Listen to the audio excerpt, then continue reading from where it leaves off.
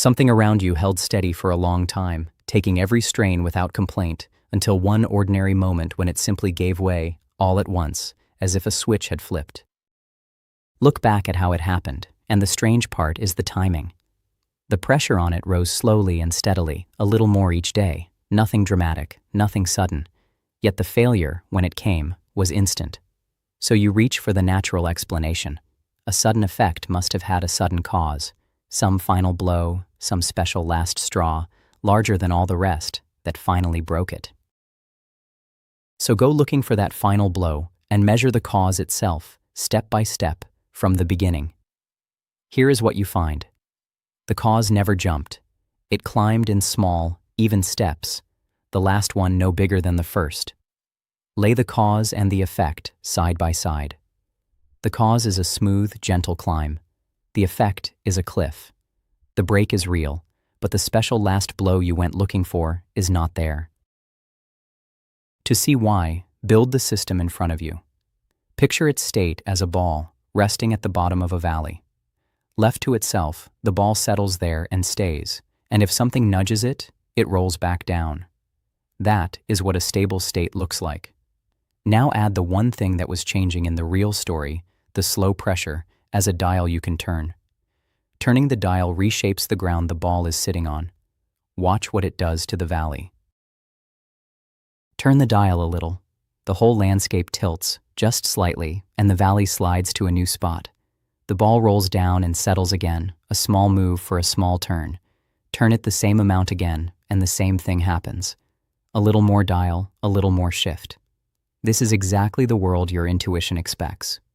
The cause changes by a step, the system changes by a step, and the two keep pace. Keep turning, at the same steady rate, and watch the valley itself, not just the ball. With each turn, the valley grows shallower. Its walls sink lower, its floor rises. The ball still sits near the bottom, still barely moving, so from the outside, nothing seems wrong. The system looks as calm as ever, but the bowl that was holding the ball in place is quietly losing its depth, one equal turn at a time. Now the same steady turning starts to tell. The valley is shallow now, almost flat, and the ball has grown restless. Give the dial the same small turn as before, the very same step, and the ball slides much further than it used to. Nudge it, and it wobbles a long way before it settles. Nothing about your turning has changed. The steps are identical. What changed is the ground, which has almost nothing left to hold the ball in place. Step back and read the depth of the valley as a measure of its own. At the start, it was deep, a strong, settled hold. Turn after turn, it has fallen, steadily, toward nothing. That falling line is the real story the calm surface was hiding. The stillness you saw was never strength holding. It was the hold draining away in plain sight, while the ball sat quietly on top, giving no sign of how little was left beneath it. Now give the dial one more turn, the same size as all the others. This time the valley does not just shallow, its floor lifts to meet the edge, the last of the bowl flattens out, and the resting place the ball was sitting in simply ceases to exist. With nothing left to hold it, the ball rolls, and it does not stop nearby. It runs all the way down to a far-off valley somewhere else entirely, and settles into a wholly different state. The turn was ordinary, the same small step as every turn before it. But this step landed where there was nothing left to hold, and the system answered with a jump. The cause took one more even step. The system fell off a cliff. Notice what set the size of that jump, because it was not the turn. The turn was the same gentle step that earlier moved the ball a hair. The same small cause did almost nothing far from the edge and moved the whole system once the hold was gone. So the push never carried the jump. What carried it was where the system already stood, how much hold it had left. The last step only happened to be the one standing there when the hold reached zero.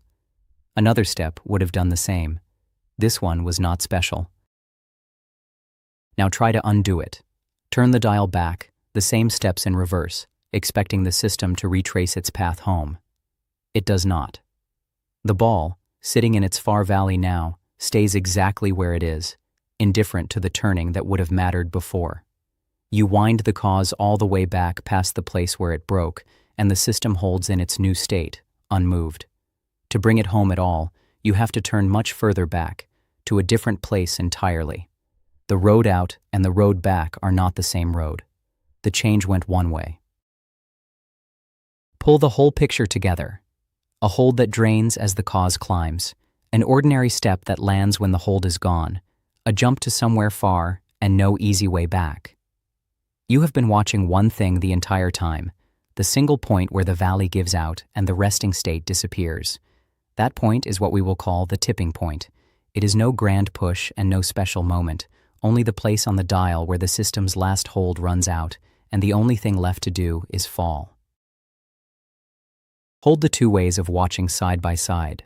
Watch only the cause, the dial turning, and you see steady, even, unremarkable steps, no warning anywhere in them, right up to the break. Watch the hold instead, the depth of the valley, and you see the whole event coming, a line sliding patiently toward zero, the danger plane long before the jump. Same system, same moment, two readings.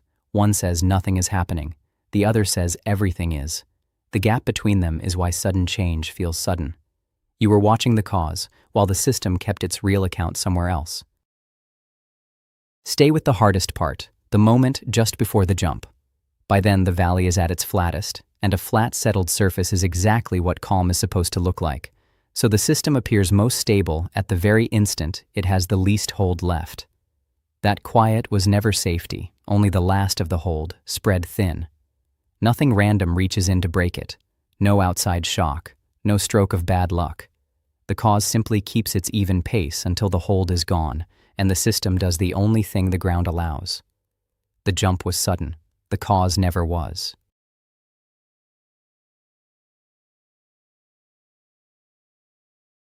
Carry this back to the world. A slow, steady drift in some condition, the kind of thing that reads as nothing to worry about, no longer reads as safety on its own. Steadiness in the cause tells you almost nothing about how much hold the system has left. So you stop watching only the size of what is pushing, and start asking what state the system is actually in, how deep its valley still runs, how much it could take before the floor gives out beneath it. And the question quietly changes. Not, was the last event big enough to explain this, but how close was the system to running out of hold? You are not predicting a disaster, and you are not claiming everything is fragile or about to break.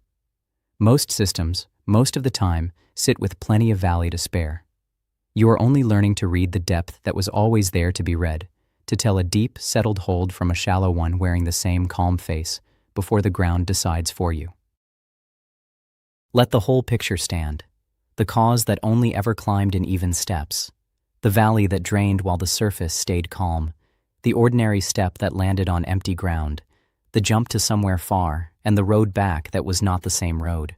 Hold them together, and the mystery dissolves. The change was never hiding in the cause. It was waiting in the ground itself.